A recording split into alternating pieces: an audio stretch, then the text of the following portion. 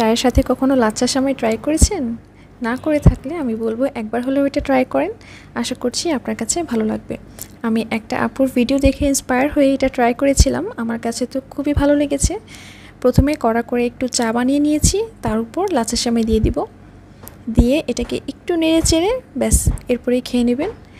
অসম্ভব মজা বলবো না, তবে আমার কাছে ভালো লেগেছে। যারা চা লাভার আছেন আমার মতো, তাদের কাছে এটা 100% ভালো লাগবে। ট্রাই করে দেখতে পারেন। চা যদি একটু কড়া লিকারে বানান তাহলে এটা খেতে আরও বেশি ভালো লাগবে। আমি তো কড়া লিকার চা পছন্দ করি, আমি সেভাবে বানিয়ে নিয়েছিলাম। আমি একটু দিয়ে নেড়ে চেড়ে ব্যাস খেয়ে নিচ্ছি। যখন দাঁতের নিচে কচকচ করে এটা ক্রিস্পিনেসটা লাগে তখনই এটা খেতে আরও বেশি ভালো লাগে। এটা কিন্তু খেতে একেবারে সেমাইয়ের মতো লাগে না, মনে হচ্ছে নতুন কোনো কিছু খাচ্ছি। ট্রাই করে দেখতে পারেন, আশা করছি আপনাদের কাছে ভালো লাগবে।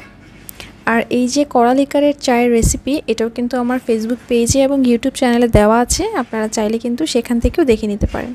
যারা চা লাভার আছেন তাদের কাছে এটা অবশ্যই ভালো লাগবে। সবাই অনেক ভালো থাকবেন। আল্লাহ হাফিজ।